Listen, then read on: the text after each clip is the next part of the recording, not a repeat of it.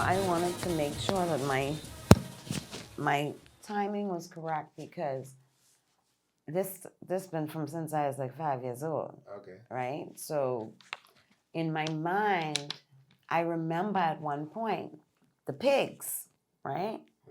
And then I also remember most qualified. This is before my daddy get in the valley, right? But this me as a 5-year-old girl, you know what I mean, going to these shacks with my daddy. And I just could remember, so I had to confirm, Daddy, you rushed with most qualified. He was like, yes, for 1 year. He was helping out Quentin. And I was like, okay, yeah, I remember that. And then there's so many memories that I have of so many people who are within, you know, the Junkanoo community. And, you know, and they cross over into softball, some of them as well. Okay. Like the Ford family. Right? Okay, yeah, like Mario Ford. Correct. Like and Linda. Okay. Right? So Linda is their sister. And I used to be a pitcher. And Linda was one of the best pitchers in softball. And she used to coach along with Wenty and Oreo Woods and Troppy. So I used to be right there on the park by Windsor Park on Wolf Road. And that's why I used to play softball. So the crossover was interesting because that's the same people who used to, you know, rush with my daddy. So I got to know them in a different light other than just, you know, Junkanoo. So I was trying to confirm some names. Okay, and see that's how great, you know, interviews like these start off like with fun facts. So take us to the beginning. Well, first for anybody that's listening, you can give your full name, who you are, and I guess current role, with your group as well as your separate organization. Okay, so my name is Rhondi Treco, and I have been involved in the Junkanoo community probably for about 40 years. My father is Ricardo Treco, and he is one of the trustees with the 1958 World Famous Valley Boys. And he's been a part of that organization probably for about 30 years, yeah. But prior to that, you know, there was still Junkanoo in my life. My parents are born on Boxing Day, both of them. Hold on, I think you told me about Right. Okay, so having them born on Boxing Day is already a celebration, right? But because of their love for the culture and Junkanoo, a lot of our time was spent, you know, in the shack. And of course, a lot of their birthdays were spent sleeping. So, you know, it's a good little background. And yeah, my daddy's always been involved in Junkanoo, and I watched him go through the various stages. He used to be a bella at one point. I remember, like I said, him rushing 1 year with most qualified, rushing with the pigs. At one point, I was very close with the paper boys as well, with Darcy and those. So, you know, Junkanoo is just something that I feel when it's in you, it in you. And you have to understand, you know, that part of it. You know, that's not something I think that you could be taught. You either have it or you don't. You either have a love for Junkanoo or you don't, you know, because it is a labor of love too, right? For sure. So I remember when I took the Junkanoo Jitney tour, and he was telling the story about, like, you know, 1 year, which year that was, when y'all tried to take a cruise and he didn't really like it around like the December time, but he didn't really like it. Who, my dad? Yeah. Well, he's not gonna. He can't really focus on anything else during that time. So trying to take him somewhere else, it doesn't really make sense. So we've pretty much always revolved our holidays around Junkanoo. Because for their birthday too, you know, that's how they like to celebrate. So, you know, you tend to do what you want to do for your birthday. And us as his kids, you know, we just kind of jumped on board. And it's good to know that you have that experience because, again, a lot of people don't get that firsthand in the shack, you know, going and learning all facets of the production of Junkanoo. You know, there's so many people and so many things, so much time, so much money that goes into Junkanoo, you know, it's very time consuming. And I think at one point my dad had to pull back because for my mom too, you know, she's like, man, Carter, you start stressing yourself out. September coming, you already want us to be in the shack. So, you know, it's that type of dynamic inside the house too, because, you know, he won't get started. He don't want nothing get left behind. And she ain't ready to get started yet. You're lucky if she ready on Boxing Day morning. And sometimes she's decided, I ain't rushing tonight. So, you know, it's a very fun dynamic. And watching it over 40 years, you know, you could imagine the various stories that we have. At one point, we used to even sell the shirts. You know, we had a trailer and we used to be set up on George Street. So even that, you know, got us to see a lot of different people, you know, synonymous. As you see Cardo daughters and, you know, oh yeah, that's the Treco girls. So with growing up, obviously doing it for 40 years and your father even longer, at some point, I guess burnout would set in, or maybe it wasn't as you probably didn't feel that until probably the last 20 years to know what exactly burnout being a thing. Probably when in simpler times is all you know. So, hey, I know, okay, this my yearly routine, your vacation in the summertime and the wintertime is Junkanoo. Yeah, well, when I got married and had my own family, you know, you have to make your own traditions too. Yeah. But you still find that you get drawn back into it. Even if you step away, you still get drawn in, you know. As many times as I said I wasn't going to rush, it doesn't matter if I'm not rushing. I'm still participating in Junkanoo because I'm in the shack. I'm assisting in some way. Yeah. And a lot of times the shack was our house, you know. The costumes coming home. Who basing them? Who drinking them? You know. Yeah. So you learn different stages of the build, right? If you're not participating, you still working. But what is it that you're working on? And then learning the various skills so that you can assist. And that was taught very early. So, you know, you ain't getting out of that. And I have one sister who I'm pretty sure she never rushed, but she's always in the background. And that's what a lot of people don't know, that not because someone building a costume that means that they hitting base. Like correct. Some people just want to build and send it out. Correct. So, correct. You have just builders. Like one person who we've been working with for 30 years is Douglas Faval. Doug is a great builder. Doug have plenty under his belt. You know what I mean? Like he have plenty trophies under his name. I remember when my daddy got his first trophy. He's a free dancer. He was that was the year we did the the UK, the British monarch, and he was. That was was it like in the 2010s or this was before then? I think this was actually in 2010s for real. Yeah, okay, it was about 2010. I don't have the exact date. Like around maybe 12. Yeah, because Puppy rushed with him that year. I didn't rush that year, but he won that year. Okay. And again, you know, it's great for him because, you know, he loves it so much and he's so passionate about it. That's probably one of the reasons why I'm so passionate about it. I try to, I guess, balance it a little better because I've seen both sides of it. I've seen where it's, you know, really intense and I'm like, okay. I've also seen where it can be way too much where you're like, okay, I'm stepping away from it. And then, of course, I've said, okay, what part do I really want to play? And I think that's what's important. Figuring out what part you really want to play and how much and how dedicated you can be. And setting, you know, your boundaries.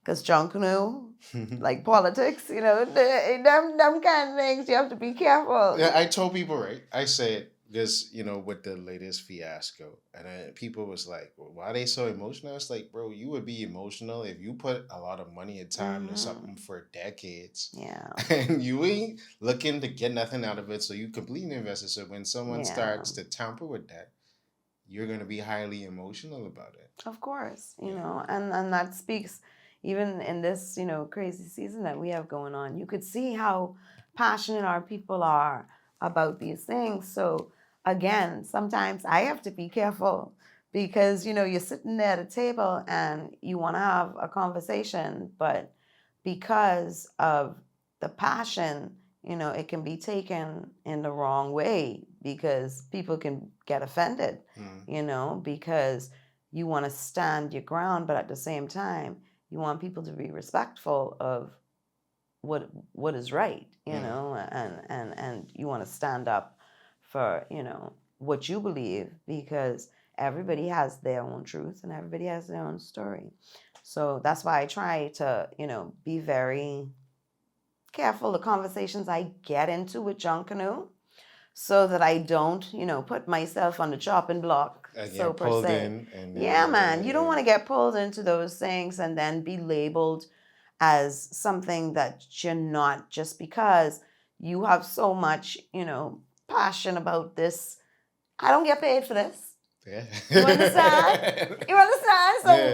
why am I going to, mess up other areas of my life, right? When I'm trying to, do something positive with Junkanoo, right? For So sure. keeping those lines and trying to learn the balance of emotions with Junkanoo, that's one of the things that I think a lot of people have to, pay attention to. Yeah, for sure. So Yeah. that leads me to like I guess this is my first two questions. So in your whole experience, how have you seen everything change and grow, whether it be for the better or the worse, as well as how you think best that we could avoid. Obviously you have emotion and passion, but obviously a lot of things we're now seeing as of the last few years is systems need to be better and put in place for Correct. things to be more manageable, and then people ain't gonna feel no way because it's like, all right, we already know.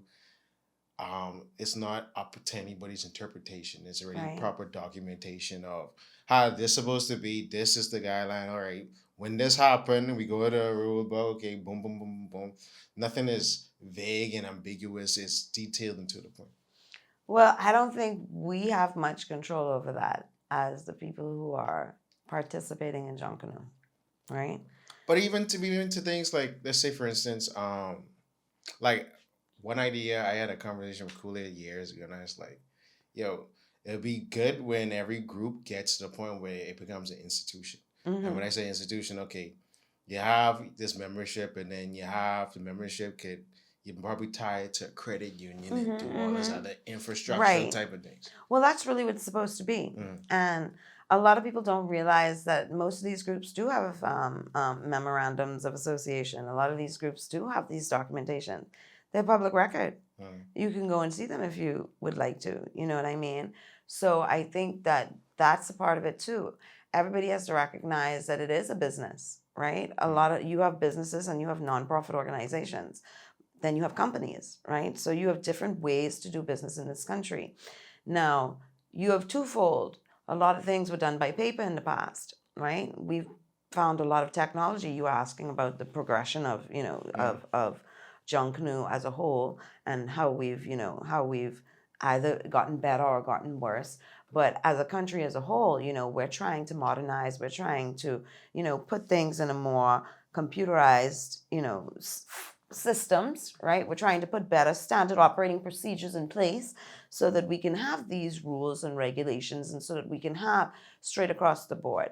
So, I mean, I leave that to those who are, dealing with those things to make the rules. And it's up to us as, the people who are among this board of various Junkanoo groups to follow as such. And I think integrity is a big part of Junkanoo. Big part of Junkanoo. We all are very personal when it comes to Junkanoo, but we also have to respect the fact that this is something that has been passed on. It's something that has turned into something else, right? It's something that has grown bigger than just, what we as a people might want it to be, right? And I think that it's important for us to have conversations where we actually ask, put things forward instead of people just making decisions as to how we are going to move forward. Because without the people like me and you who are doing the work behind the scenes, building the costumes and, coming out to volunteer our time, realistically, taking time off our jobs to prepare, costumes, taking cuts and pay because, I need to work less hours because I got to go into Junkanoo Shack for a couple, extra hours. People don't take those things into consideration at all. Nobody's paying us to do these things, but yet you want to dictate to me how I'm supposed to do these things. So all of that I think needs to be cleaned up. I think that everybody should know what the rules are prior to, and I think that they should be posted. I think that there's a lot of work that we need to do when it comes to transparency, when it comes to the judging criteria, when it comes to, what will be done, not an after, Junkanoo, oh, we can do it like this after the fact. No, everybody should have, a fair opportunity and a fair chance to compete for the prize, and that goes for the entire competition, and that also goes for the individuals. And I feel that it's good that there's more individual prizes because more people should be able to touch and feel, something because of the amount of touching and feeling we're releasing. Like we're putting out a lot. So having more opportunities to make money off of, your creations, I think that's a beautiful thing. And that's one of the reasons why I did Junkanoo Jitney. Because you have to think outside of the box. You can't expect the government to facilitate paying you back for what you're doing within the Junkanoo community, right? But there needs to be respect on both sides. I think that that's very important. But for Junkanoo Jitney, what was important for me is I felt like we were kind of losing sight of the actual art of Junkanoo, and that's important to me. I'm a singer, I'm a creative, so the art is very special, and being able to create things and people being able to see these things, people being able to produce such elaborate costumes in such small amounts of time, it's really commendable.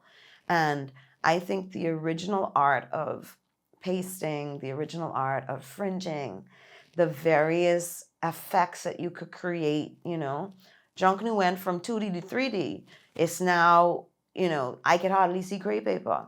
And, You were about to sew on see foam because I can tell you about another evolution. Right. And but I like that. Is this the, not epoxy where they're printing now? Yeah, the 3D print. Yeah, the 3D printing. All of that I'm aware of. And that's good. And that's a part of STEAM, which is a part of, again, what Junkanoo Jitney is trying to blend. It's blending the traditional with the modernized to show the art of fringing. Yes, that's important. But if we can have a faster way to produce these things, that's also good. Because the point is to be able to make a couple extra dollars, right? Yeah. And if we could, pass this on, money because the thing is becoming more expensive. Correct. And then we have to source it from other places, and people are not as generous as they were in the past with even sponsoring, right? Because money's tight everywhere. Look around the world, so you have to be creative and you have to find new ways to make junk anew. Hey, that's what I feel. So, because so much things just came to mind like during your diet chart. So like with let's go back with the evolution because I came up with this thought process when I was watching Junior Junkanoo last week where it was like, well, even let me go back a little bit even with what you're saying because to making money off of what you put into, like, say for instance, people are just understanding the value or how much, let's say, a show group is, and people think, oh, could someone just come in a Junkanoo costume? And I had to be like, no, bro, you gotta pay them, and you gotta pay them their worth. They feel like they're entertainers and they're entitled to, if they're gonna put on their costume, absolutely, and come, they need absolutely something. So it's building that consciousness in the general public to be like, yeah, you watch this for $40 on Bay Street or for free if you go on Shirley Street, but if you want a personal... Correct. There's value in it. Yeah, there's value. So every piece of it has value. Yeah, so the performers and the makers have to put value in it so everybody can respect it. And to your Junkanoo Jitney point, I remember when I was building up the Junkanoo trademark in 2018, people was like, but did you get permission from the JCMP to do this? I'm like, permission for what? like this is wherever what we wanted to do, and it's because of that thinking of you got to get governmental permission. You don't want to do it? No, just jump in and do it. Just do it. Everybody could get a piece of the pie. This is how I feel about it. Everybody, I don't know what's in your head, right? You don't know what's in my head. Everybody has ideas. Everybody knows what they're trying to put forward. I could only do my part, right? And my part is really for the sustainability and the vitality of Junkanoo as a whole, And people have to take that into consideration too. Just because I'm associated with a group does not mean that I don't understand the complete value of Junkanoo. Because all groups can do this. But then you have the tradition of it, right? Where people are like, oh, we don't want nobody to know what we doing. Yeah, but how that? We kind of past that. So it's always this balance now. Correct, right? So you have to figure that out, and you have to get people who buy into your ideas and let them see the value as to why. If you look now, people are starting to show the stages of their costumes. All of this is to create, value to Junkanoo, and all of this we should be welcoming as a Junkanoo committee because nobody's gotten it past the Bahamas, right?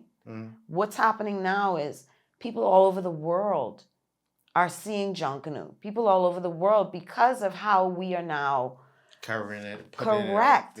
How we are focused on it and how we, are showing it in so many different, like you said, Ministry of Tourism does constant, fam trips where it's consistently, showcased out there. So I think that people are, and again, even the people who are doing the outside groups like the Kishlanes, the Kenritos, you know what I mean? All the little Yorica, all of these different people, they have found a spot where they can, get a couple extra dollars for a couple extra people, and you could do the same thing because Junkanoo is needed everywhere.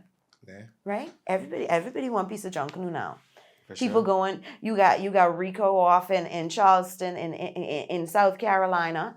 You know what I mean? He's creating drums over there. You got Troy Kahana doing his stuff in Miami, wherever he is right now. I think I think he's in Atlanta. I think he's in Georgia, somewhere in Georgia. Troika, I love you. Yeah. But anyway, no, but that's what I'm saying. Like, I think that Bahamians are reaching the world now. You have people like Buddy Hield. We're getting more recognition by more people, and people want to know what is this special thing. And then when you feel it, when you come and you experience it live, then they take that back. Marshall Montana, when he came and saw, look at how he responded to it. Stevie Wonder almost, all the time because he liked to feel it. It's something that Junkanoo has that is special, and it's deeper than the commercial, right? Yeah. And we can't lose that. And that's what's very important. Know the history of Junkanoo, where it came from, and get involved and find what part of Junkanoo, really moves you. Yeah, because it's often, obviously, it's the constant debate of lost decoration arts with the fringing and things like that, new stuff. Or you're using too much jewels and not enough paper, but then it's like, the jewels cost a lot of money and the paper costs a lot of money. Just change the rules. This is it, It's simple as that. It has to be straight across the board. Right? So that's I think that was yours and your dad's biggest argument is like, okay, if we're going to do this, just change it. Just say. That's it. Just say it. Because when you feel disenfranchised, for example, when you have, and I ain't knocking nobody, when one family came out with that Wakanda theme. Yeah, 2022. Listen to me. I sat up in those bleachers because I took all of my godchildren to Junkanoo that year, right? I didn't rush. I sat on that bench, on those bleachers, and I said, we lose. They win. Hands down. They have this. Music on point, costumes on point. Everything that night for one family was 100% on point. Yeah, and anybody who appreciates Junkanoo, I don't think no one had no disagreement. But I was there. I remember him passing by. It was quiet. It was like Yeah, okay. But yeah. as a person who knows the rules of Junkanoo, right? Your undergarment is supposed to be nude. They did not really have on a Junkanoo. They had on a very small piece, remember, and a very small top. They had a leotard underneath it.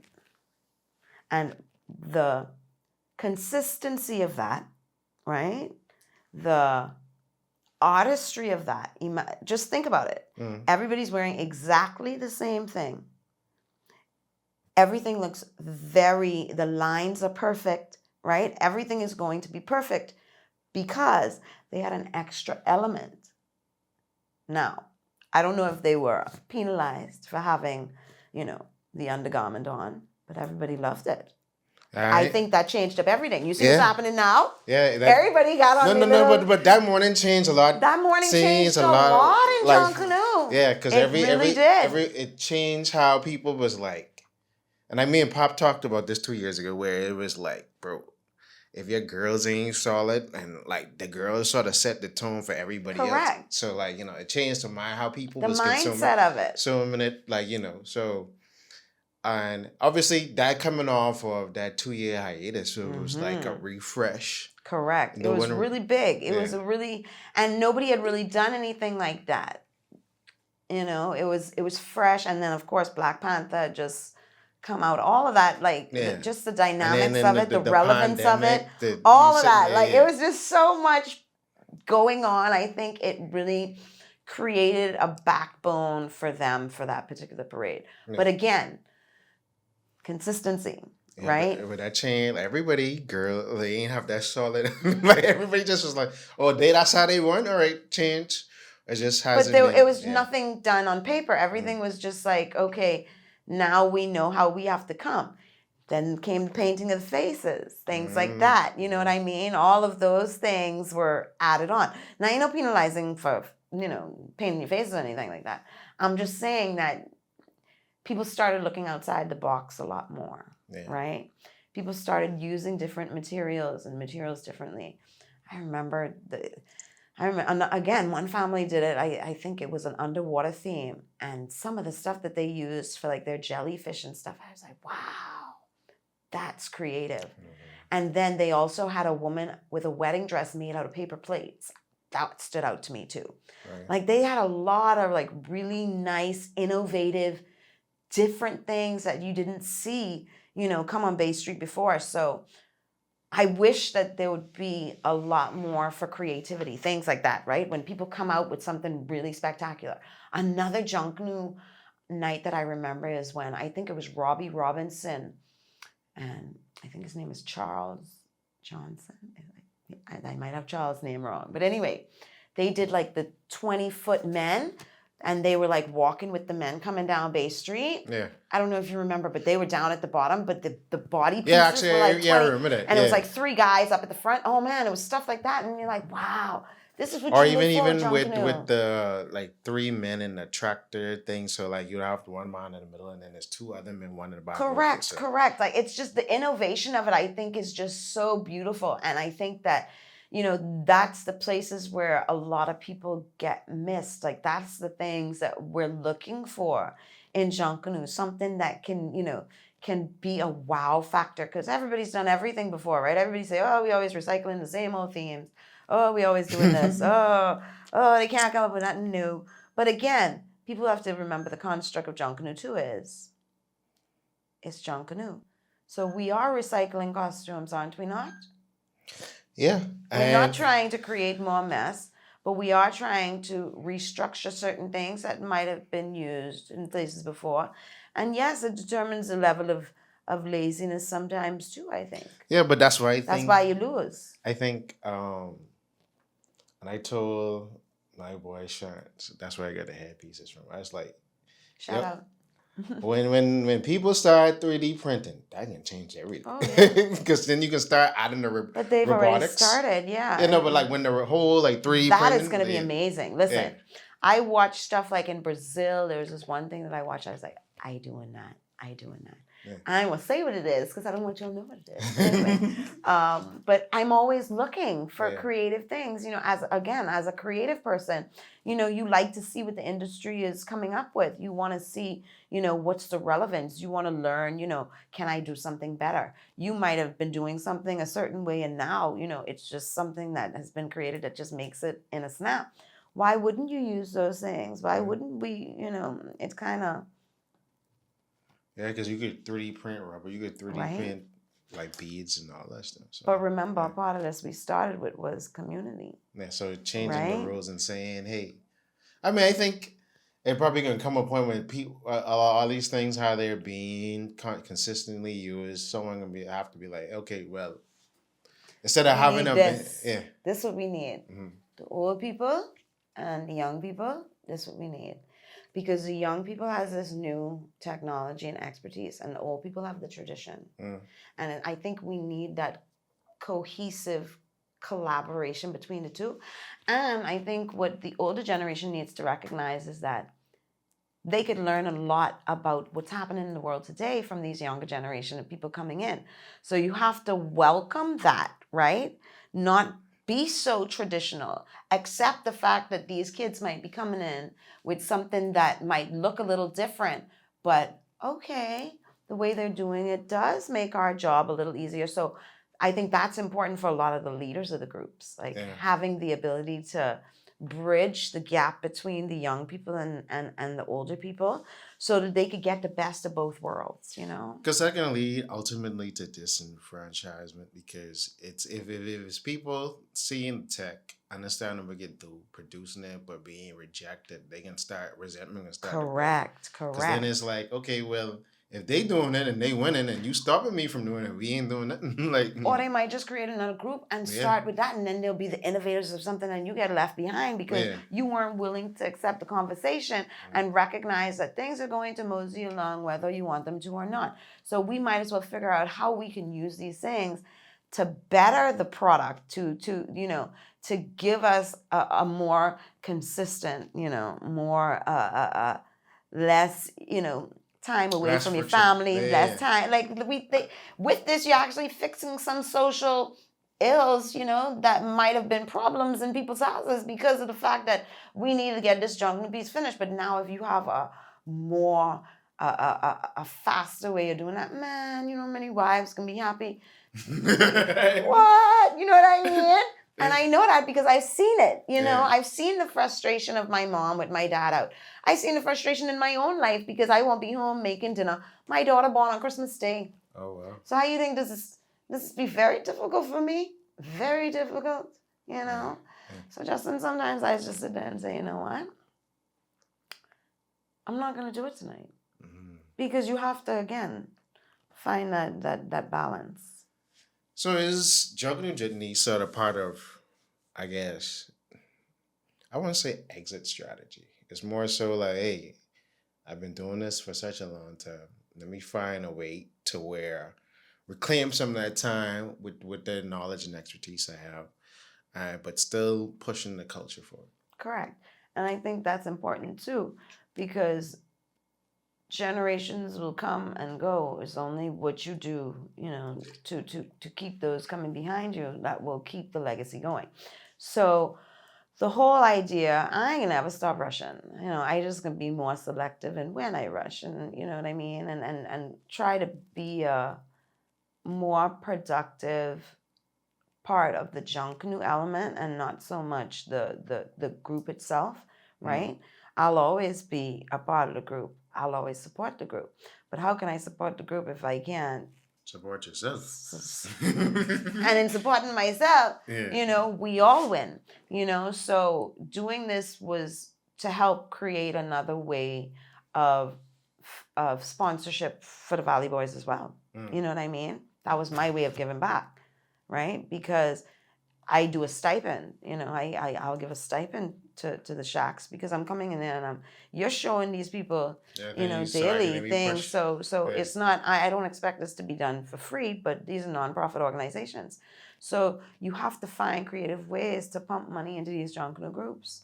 You have to. Yeah, and that's what, back to my original point with making the groups institutions, because that's fundraising is a part of the institution. Okay, how we can inject more money. Obviously, for years there always have been junk in the merchandise, but Mm-hmm. did it go exactly back to the group? Or it went to the person that made it? Or, okay, who was over that? Who was Correct. seeing Who this money? oversees the money? Yeah. Correct. And then obviously license. And so it's like, okay, like Mm-hmm. a couple years ago, I still have the Click bag, would have all the logos on it. So, all right, Right.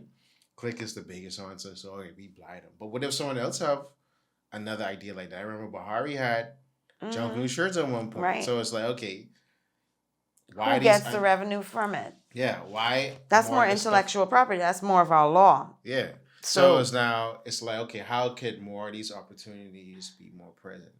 Okay. we got to know our law. Yeah. And we as Bahamians have to protect our stuff because people ain't gonna see in the background. Like, for example, the thing that happened with pinning on the shirt with the. Yeah, with the grills and stuff like that. You see any more of them shirts? No. You I see? never seen them shirts print. I just saw the image. It's things like that, you know what I mean? Because you, again, you still have to go through the legal process. Even what's going on now with Yeah. Junkanoo. So You got to go through the legal process because people created these things. or are you using, and then that's the other issue. I just make sure my stuff's straight. I make sure I straight. Yeah. You know what I mean? I gotta make sure I straight. Yeah. And I think that's a part of it too, because you can't have a non-profit organization and a company. So this is where the lines have to be very clear.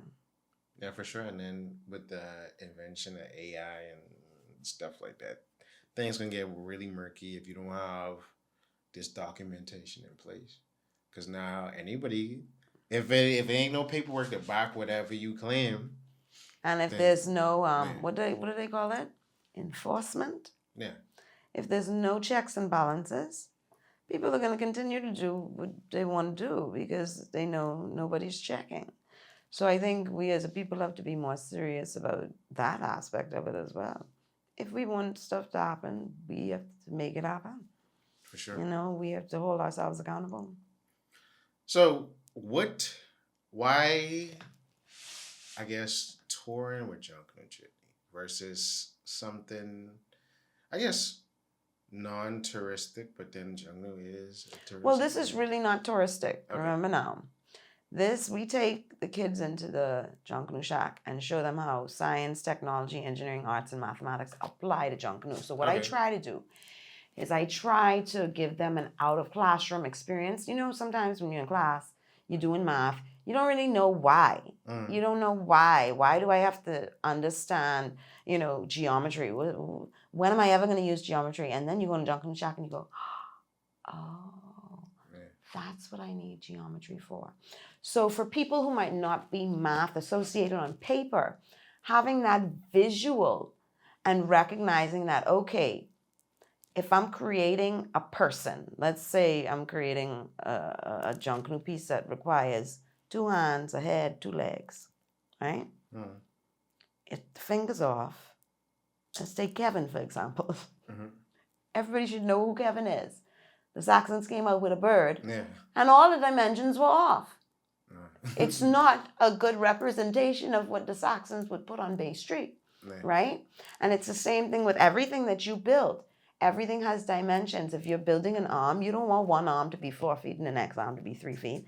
So the point is to show how real school applications are applied to Junkanoo and how all of those things, like how you were talking about CGI, technology now is making it very easy for people to create even the designs of Junkanoo. You went all the way to printing. The designs have been being used, right? People have been using the designs. And I'm sure this year people probably use some of the printing as well, as base, and but then it's going to be more. And then it's lighter too because these costumes are very heavy. So we're always looking at newer ways, creative ways to reduce the weight. I still have bruises. It's February 1st. I still have bruises from December. Yes. So, because I remember, I think my good friend Shaggy Chipman, There's those situations from years and Mm-hmm. years, carrying big costumes Mm-hmm. and things like that. And I know it's a rule thing with you can't put it on wheels or Correct. whatever the case may Correct. be. So it's like, stuff like that needs to Only be one updated. man could carry. Remember, Yeah. at one point, like back in the day, I don't know if you used to go to Bay Street. Like, I don't want to ask you how old you are, but anyway, I would say probably about 25 years on Bay Street.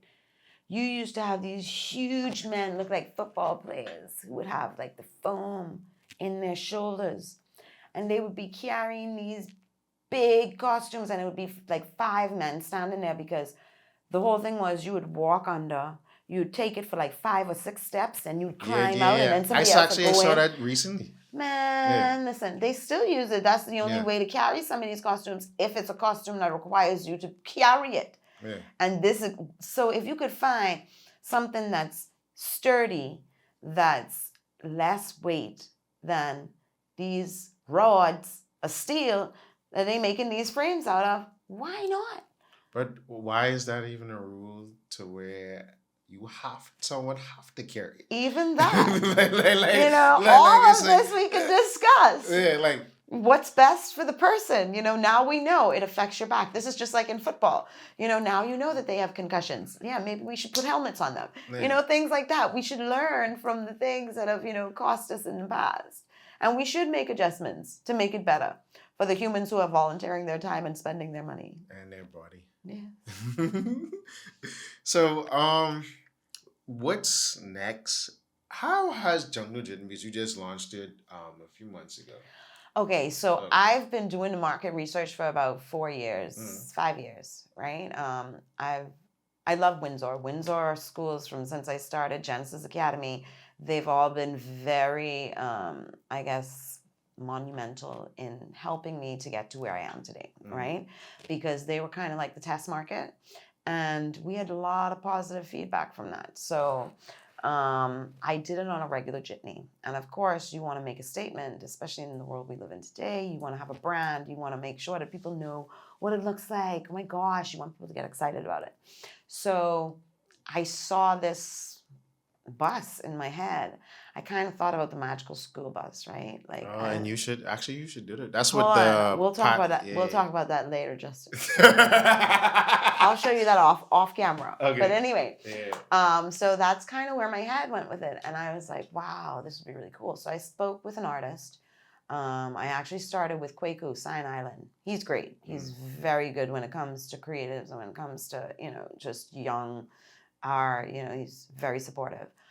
But he had somebody working for him, Jason Taylor, and I sat with him. I talked to him. I told him what I wanted. He gave me a couple options. He came up with something, and I saw something, and I was like, whoa, I like this, but I want this. And he was able to literally bring what was in my mind out to the forefront. And I just, I'm so thankful that somebody was able to do that, because I cannot draw, but I know what I like. You know what I mean? Like, I'm creative and I could see it in my mind, but having somebody replicate what was in my mind was just really, amazing for me. So that was great. So when I won the TDC, well, I didn't win. I came third. When I got the grant from the TDC pitch program in 2023, I think it launched. That allowed me to get some funding towards wrapping the bus, right? Then I did another program with the Women's Entrepreneur. Yeah, and then you won. And I came third in that as well. And the payout in that was a little more. So I was able to wrap the bus immediately. I was able to do some marketing with Carell Pinder from Island Dreams Management. So she's awesome. And then, of course, being able to work with CP Lewis, who is my partner for the bus, giving him something towards marketing the bus over the next year so that people could start seeing it. Even if I don't have bookings, at least the bus is starting to get seen. So that was very important. And then, of course, dealing with the private schools, I didn't want it to just be for the private schools. And of course, the Ministry of Education has this big thing where Junkanoo is becoming a part of the curriculum, and their thing is no child left behind. So my thing was, I don't want any child getting left behind on Junkanoo Jitney. So I wanted to partner with the Ministry of Education and see if we could get it in public schools as well. So I've been working on that over the past couple months, trying to get some funding from, we've had some positive response from different companies in the community. You could sponsor a school, you could sponsor a class, you could, sponsor some treats to go with us on the bus if you want to. People have been very creative. But getting a consistent flow in so that the government schools can participate, that's what's next for me. That's what's really important, branching out and getting that. So I ain't ready to hit the tourist market just yet. I'm still trying to build that aspect of it because I think that's the most important part for me. And getting more participation in the Junkanoo program and, just getting more awareness out there of why it's important to get in a shack and see what Junkanoo is really all about. Especially with the recent, like I was explaining to one of my friends recently, why they switched Junior Junkanoo from beginning of December to end of January, and you see the more prevalence of other schools. Parades on different islands, right. And then more schools being involved in Junior Junkanoo, and then you have the alumni rush now. Correct. So it's like, all these is growing in tandem just to try to push the culture forward. Correct. So, I like the direction it's going, but I think that the conversations have to be had with both sides. Eventually they have to be, because then it has to be an imbalance to where it's like, hold on. That's all. Yeah. I think it's just a matter of everybody having a level of respect for, it belongs to all of us. I think that's very powerful. Junkanoo is me, the lady who did that. Yeah, I think that's very powerful because everybody has their own. It's yours, it's mine, but I don't know. But it's mine.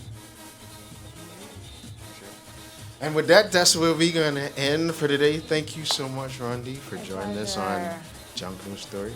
Thank you for having me. Yeah, until next time. Check out Junkanoo Jitney. For sure. Links in the bio below. And book your tour today with Junkanoo Jitney.